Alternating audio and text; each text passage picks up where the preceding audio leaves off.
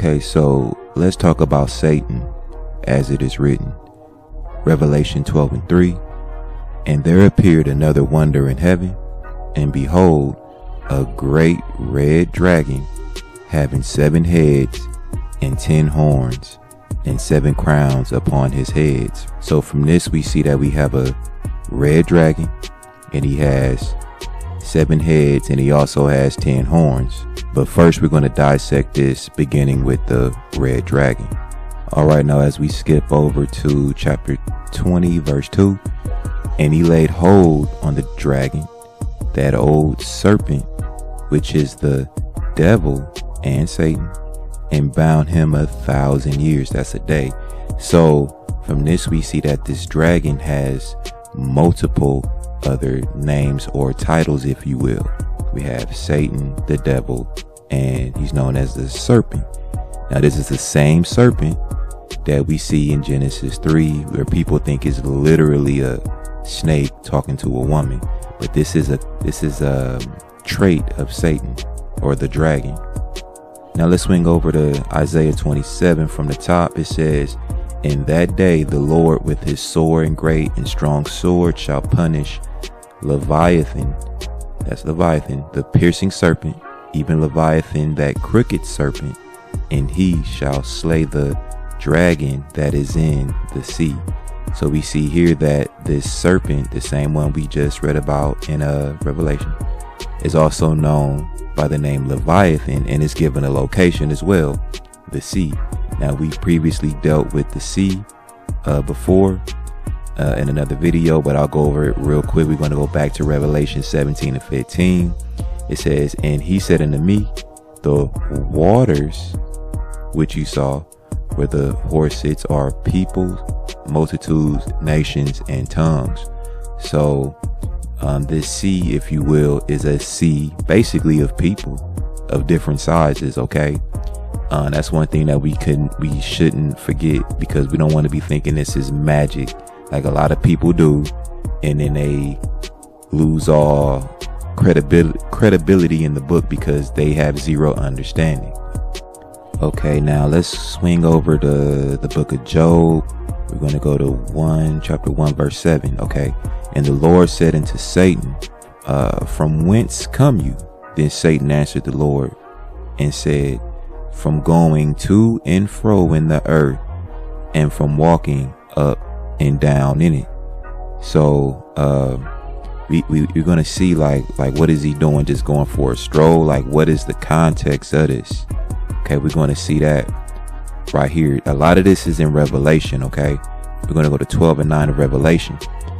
And the great dragon was cast out, that old serpent called the devil and Satan, which, this is the punchline, deceives the whole world. He was cast out into the earth, and his angels were cast out with him. So this is his, I guess, mission, if you will, going to and fro in the earth. As we just saw in Job, he's deceiving the whole world. Okay, now as we revisit our starting point in Revelation 12 and 3, we're going to see now how this dragon, or Satan, if you will, now has 7 heads and 7 crowns upon those heads.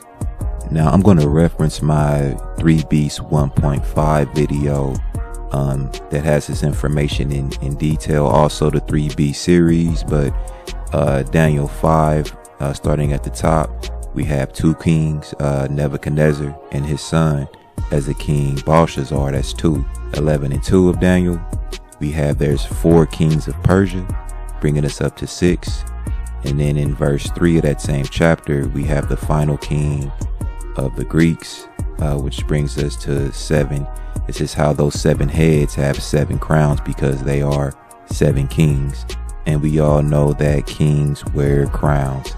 Now that's that is the 7 heads. Now let's see how this dragon has 10 horns. Okay, we're going to go to Daniel 7 and 24.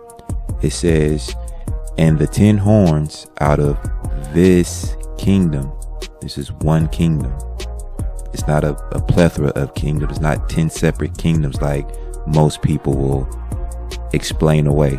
Okay, the 10 horns out of this kingdom are 10 kings that shall arise. That's basically it in relevant part.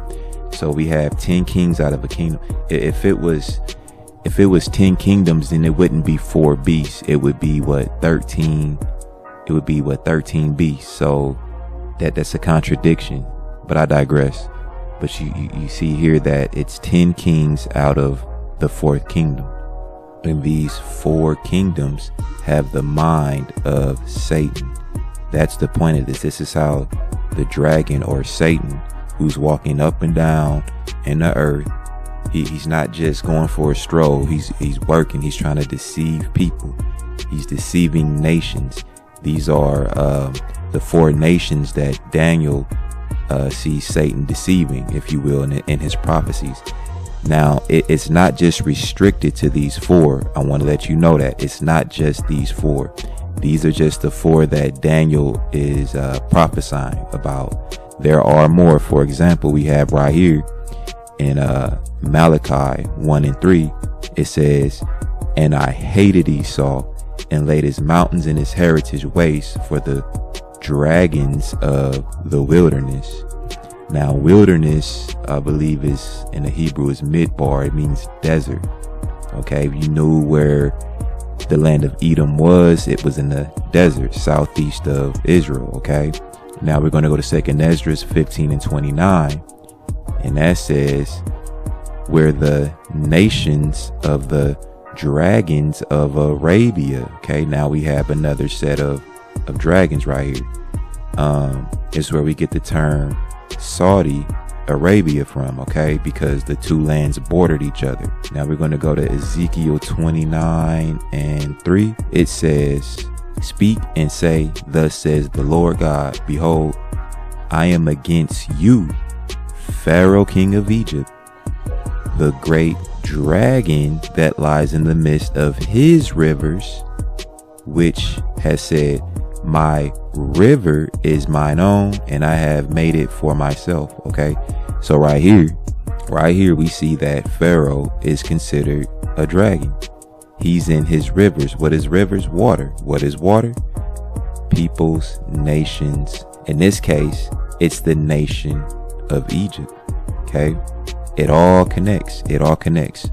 So basically in summary, the nations are being led by Satan. Is no way to put that. I know that sounds vague, and it is, because we don't know the great details in this. And the purpose of this also is to show how even the nation we might reside in, it might be led by the same spiritual force that led other nations to be destroyed. You know what I'm saying? This is not about picturing images of fun little dragons and a chick sitting there on, this is the horror.